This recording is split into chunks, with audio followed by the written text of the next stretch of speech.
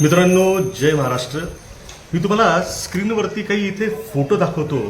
ते फोटो तुम्ही आधी बारकाईनं आणि अत्यंत निरखून पहा, मग पुढे बोलूयात.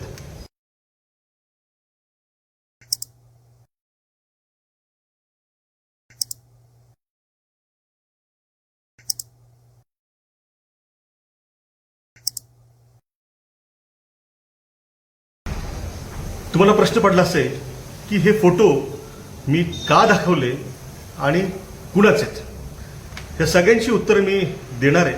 त्यासाठी तुम्ही हा व्हिडिओ शेवटपर्यंत पहा, तो लाईक करा, जास्तीत जास्त सबस्क्राईब करा आणि माझ्या अकाउंटला फॉलो करा.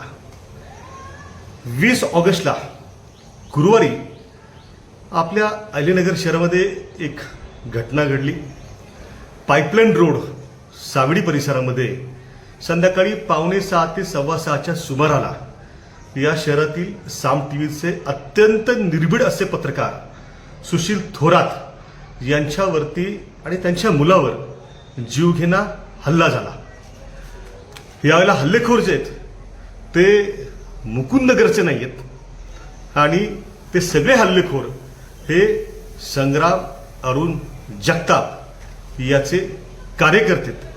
आणि ज्यांच्यावरती हल्ला झाला ते सुशील थोरात हे पत्रकार आहेत, पण ते हिंदू आहेत हे देखील या ठिकाणी तुम्ही लक्षात घ्या. मी तुम्हाला ही सगळी घटना पुढे काय घडली ते लाईन टू लाईन सांगणार आहे.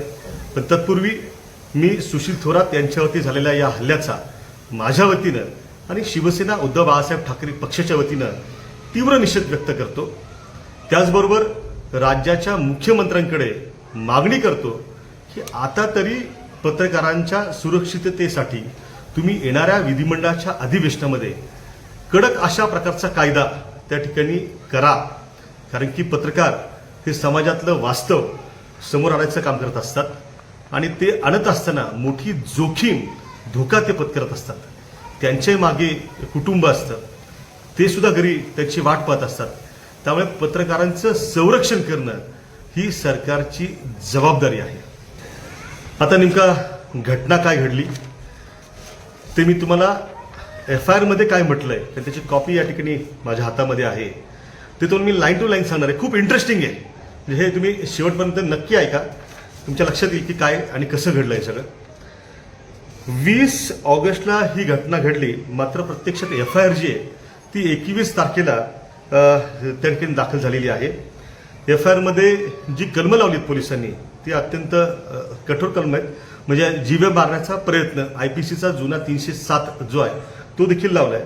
त्याच्यात BNSचे कलम त्यातनं 109, 118, 115, 352, 351, 189, 191चा 2 आणि 3, 190 अशी सगळी त्या ठिकाणी ती कलमं आहेत. आता नेमकं घटना काय घडली हे तुम्हाला मी लाईन टू लाईन त्या ठिकाणी सांगणार आहे. ही हकीकत स्वतः फिर्यादी असणारे सुशील थोरात यांनी पोलिसांना त्या ठिकाणी जबाब देताना सांगितली. ती घटना तो मी आता सांगतो की 20 तारखेला संध्याकाळी 5:45च्या सुमारास मी घरी जात असताना मला माझ्या मोबाईलवरती माझा मुलगा अमुक अमुक याचा फोन त्या ठिकाणी आला आणि त्यांनी मला सांगितलं की आपली जी काही मारुती अल्टो 800 आहे MH16BV0017 याला भिस्तबागकडून एकविरा चौकाकडे जात असताना मागून एका मोपेडवरच्या गाडी चालकानं धडक दिली. त्यांना त्याबाबत विचारणा केली तेव्हा त्यांनी त्याचं नाव सोनू कोहक असं सांगून तो आणि त्याचे साथीदार मला शिवीगाळ करतायत. तसंच तो मला सांगतोय की तुझ्या बापाला HDFC बँकेजवळ ये, मी तिथंच असतो अशी हकीकत मला माझ्या मुलांनी सांगितली. त्यावरून मी लगेच माझे मित्र अजिंक्य बोरकर यांना फोन केला. अजिंक्य बोरकर यांनी पाईपलाईन रोडवरती रहिवासी असणारे प्रशांत धाडगे यांना कॉन्फरन्सवरती घेतलं आणि त्यांना विचारलं की हा सोनू कोहक जो आहे तो नेमका कोण आहे. हे मी त्यांच्याशी बोलत असतानाच पाईपलाईन रोडवरच्या HDFC बँकेजवळ त्या ठिकाणी मी पोहोचलो. मला माझा मुलगा त्या ठिकाणी दिसला. तेव्हा मला त्यांनी सांगितलं की समोरचे जे काही आरोपी आहेत त्यांनी त्यांचा मला मोबाईल नंबर दिला आहे आणि सांगितलं की तू याच्यावरती आम्हाला कॉल कर. तेव्हा मी मुलाला सांगितलं की तू त्यांना कॉल कर. त्याने कॉल केला तेव्हा समोरनं तो म्हणाला की मला कशाला कॉल करतो, मी जर समोर आलो तर तुला आणि तुझ्या बापाला ठोकून टाकेल.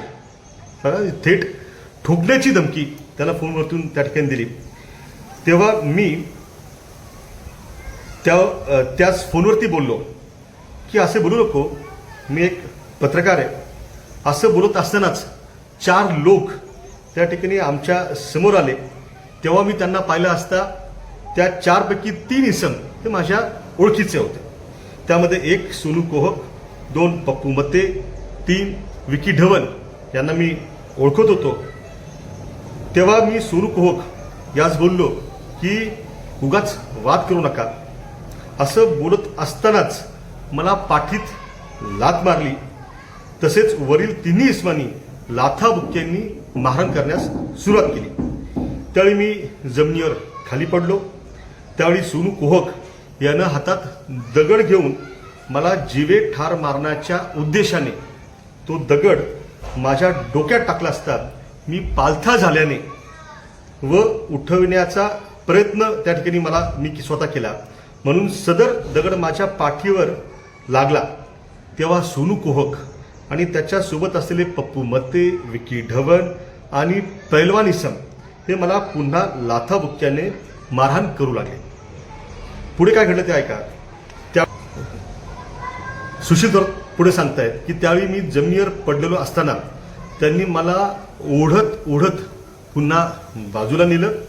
तेव्हा तिथे एक मोटरसायकलवर माझ्या ओळखीचा प्रशांत निकरड आणि त्याच्यासोबत एक अनोळखी इसम हे त्या ठिकाणी आले आणि मला मारहाण करू लागले. तेव्हा तेथेच बाजूला पडलेला दगड प्रशांत निकरड यानं उचलून माझ्या पाठीवर मारला. आज याला संपवून टाकू असे बोलल्यावर सोनू कोहक हा माझ्या छातीवर बसला आणि माझा गळा दाबून मला जीवे मारण्याचा प्रयत्न केला. त्यावेळी पप्पू मत्ते, विकी ढवण, प्रशांत निकरड व एक पैलवान नावाच्या इसमानं माझे हातपाय धरले. माझा मुलगा याने सोनू कोहक यास जोराचा धक्का दिला व मला वाचवलं. त्यानंतर तिथे लोकांची गर्दी जमली. ती गर्दी जमलेली पाहून त्या ठिकाणी हे सगळे जे काही हल्लेखोर होते ते निघून गेले आणि मला चक्कर यायला लागली. नंतर मला माझ्या मुलाने हार्टबीट या हॉस्पिटलमध्ये ॲडमिट केलं. ही सगळी घडलेली हकीकत जी आहे ती तुम्हाला मी मित्रांनो सांगितली. एक लक्षात घ्या की याच्यावरती आता मी माझी काही वैयक्तिक कॉमेंट नाही करणार आहे. मी 6 प्रश्न आता विचारणार आहे. माझा पहिला प्रश्न आहे की अशा पद्धतीनं निर्भीडपणानं पत्रकारिता करत असणाऱ्या सुशील थोरात यांच्यावरती ज्या हल्लेखोरांनी हल्ला केला त्या हल्लेखोरांचा आणि संग्राम अरुण जगताप यांचा संबंध काय.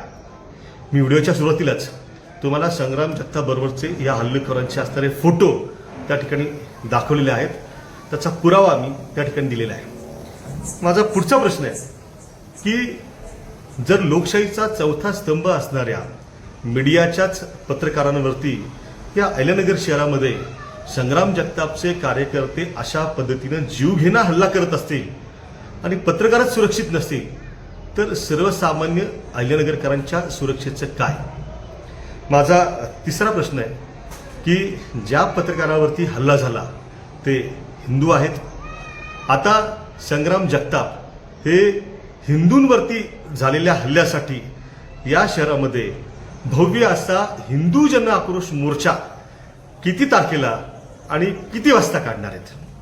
माझा पुढचा प्रश्न आहे हल्ला झाल्यानंतर देखील अजूनही कर्डिले, पडळकर, राणे आणि भंडारे हे गप्प का.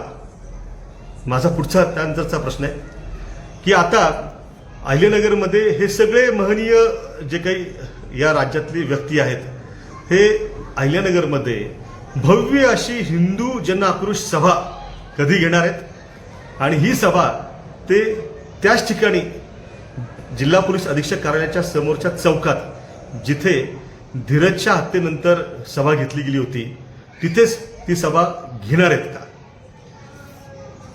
तुम्हाला काय वाटतं हे तुम्ही कमेंट बॉक्समध्ये नक्की त्या ठिकाणी तुमचं मत व्यक्त करा. शेवटी जाता जाता आरोपी तरुणांना मला काही माझा आपुलकीचा सल्ला त्या ठिकाणी द्यायचा आहे. मित्रांनो, तुम्ही जे काय कृत्य केलं ते गुन्हेगारी स्वरूपाचं कृत्य निश्चितच पात्र आहे.